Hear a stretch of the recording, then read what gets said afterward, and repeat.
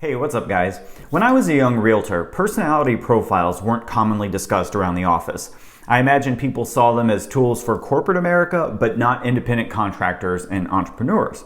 And over time, that began to change, and I started hearing about the Myers-Briggs test and the DISC profile. Now today, personality testing is a $2 billion industry, and I can totally see why. The idea behind these tests is highly addictive. For example, I learned that people who tested a certain way on the DISC profile were supposedly better salespeople.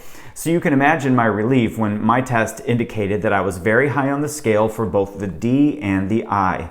And according to that methodology, I should be a really great salesperson. Whew.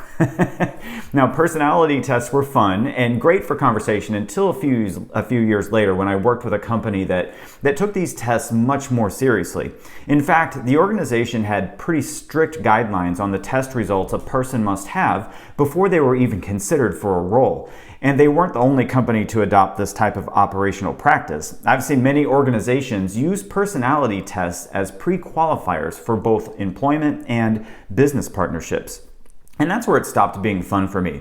The more seriously these tests were taken, the more I felt they were putting people into a box, and I really hated how limiting that felt. But because I always worked for myself, I could easily ignore them.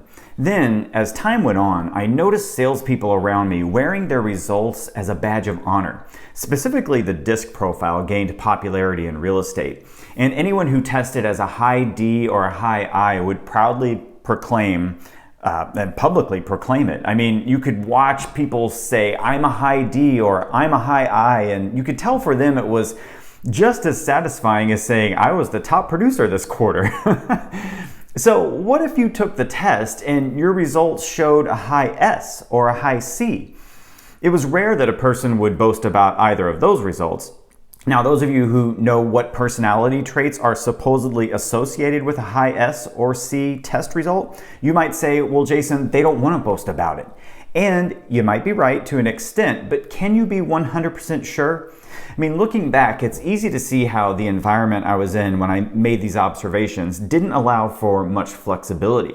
If you were a salesperson and you really wanted to become a top producer, but just happened to test as a high S or a C, the implication was that you faced an uphill battle. And so it's really easy to see how a developing salesperson could give up because they've accepted their test result as a permanent fact. Instead of seeing their struggles as a necessary part of growth, it would be easy for self-doubt to creep in and for them to begin to think that they should consider a more administrative role. Now, I think everyone who uses personality profiles has good intentions, but sadly, many people I've worked with in the past who claim to have a growth-based mindset failed to see the hypocrisy in rigid adherence to a single test result.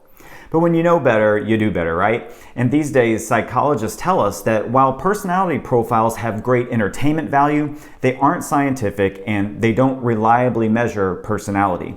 In fact, psychologists today worry that personality profile tests label people such that the label gets adopted as a part of a person's identity, and that leads to mindlessness and inflexibility. That's the exact opposite of a growth-based mindset. Now, to be sure, I've seen this play out many times. I've watched people use their high D label as an excuse for being insensitive and sometimes just mean. And I've seen people use a high I label as an excuse to ignore important details. And I've even seen people with a high S use that label as an excuse not to assert themselves. Now, these days, we know that our personalities aren't fixed and that they change over time. I mean, would you describe yourself in the same way today as you did 10 years ago? I don't know many people that would. People with a growth-based mindset never define themselves as who they are now, but instead see themselves as who they are becoming. And I'm talking about this because 2020 has turned out to be a year of opportunity for radical transformation on almost every level. We have the chance to deliberately transform ourselves and are living in a time that not only supports but encourages growth and change. So conditions are ripe for you to become the top producer that you want to be, no matter what a personality test might suggest. So today, think about behaviors and patterns you might have adopted over the years as a result of any personality test that you've taken that placed a label on you. Is that still how you see yourself?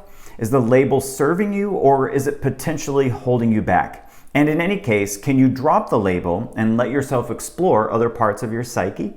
And if you did, wouldn't that make you a more interesting person and just maybe a more well-rounded salesperson? As always, thanks for watching. You guys have a fantastic week, and let's get out there and think bigger.